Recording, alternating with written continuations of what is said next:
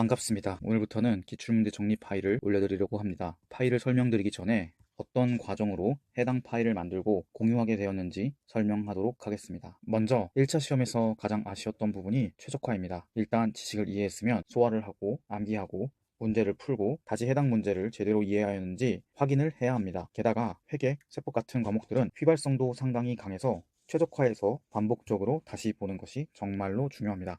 이 과정을 누가 더 효율적으로 하는지 싸움이라고 생각합니다. 회사에서 업무를 진행할 때 자주 사용하는 방법입니다. 먼저 5가지를 거쳐 최적화 과정을 진행합니다. 첫 번째는 가정을 설정합니다. 나보다 더 좋은 성과를 받고 있는 사람들의 정보를 수집합니다. 최대한 많을수록 좋습니다. 이은규 변호사님도 좋고 단기 합격생도 좋습니다. 장수생의 합격생도 좋습니다. 아이 엄마도 좋고 학원의 설명회도 좋습니다. 단편적인 시각보다는 다양한 상황과 시각에서 접근할 수 있도록 정보를 수집합니다. 그 이외에 가정을 설정합니다. 합격을 위해서는 강의를 들어야 돼. 합격을 위해서는 경제학 혹은 회계학을 전공해야 해. 합격을 위해서는 유명한 강사님의 강의를 들어야 해. 합격을 위해서는 절실해야 돼. 합격을 위해서는 평균적으로 하루에 몇 시간씩 몇 년을 공부해야 해. 다양한 가설을 세웁니다. 두 번째는 프로세스의 일부 시도 및 삭제 단계입니다. 첫째 단계에서 정보를 다양한 관점에서 수집하였다면 이제는 나라는 사람을 중심으로 정보를 재조직해야 됩니다. 예를 들어 지금의 나에게 합격을 위해서 필요한 것이 무엇일까? 나열해 보는 것입니다. 세무회계 강의를 전부 수강하려면 이 정도 수강을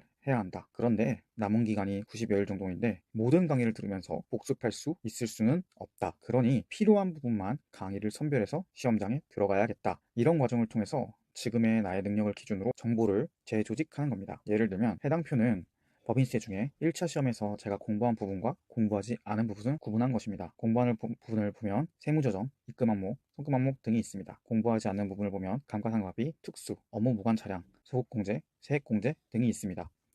그렇다면 감가상각비 중에서도 특수한 주제부터 강의 수강을 해야겠다 계획을 세웁니다. 반면에 감가상각비 일반은 수강하지 않는 것입니다. 세 번째, 단순화 및 최적화입니다. 공부의 프로세스를 단순화하는 겁니다. 세법 개론 문제를 풀 때 가장 어려웠던 점이 갑자기 계산 순서가 떠오르지 않는다는 점이었습니다. 평소에 공부를 할 때 관련된 순서, 키워드들을 정리하지 않고 개별적으로 파편화된 지식으로 공부를 해서라고 판단했습니다. 따라서 위에 보이는 엑셀처럼 기출문제 문구, 개념, 출제자 의도, 연관 키워드 등을 정리하는 프로세스로 공부해야겠다고 생각했습니다. 문제 번호와 자료 번호를 처럼 분류하고 문구를 정리합니다. 그리고 그의 다른 개념 정리를 간단하게 키워드로 작성합니다. 이때 키워드 정리는 개념서에서 목차에서 찾아서 정리했습니다. 그리고 그 옆 열에는 first remind라고 해서 해당 문제에서 풀이의 핵심이 되는 키워드를 정리했습니다. 더 왼쪽을 보시면 related 키워드라고 해서 문제와 연관된 키워드를 정리했습니다. 이렇게 공부를 하면 좋은 점은 우선 관련 개념을 한꺼번에 공부할 수 있고 기출문제를 기준으로 출제위원들이 어떻게 관련 개념들을 모아서 출제하는지 한눈에 공부할 수 있습니다. 나중에는 문제,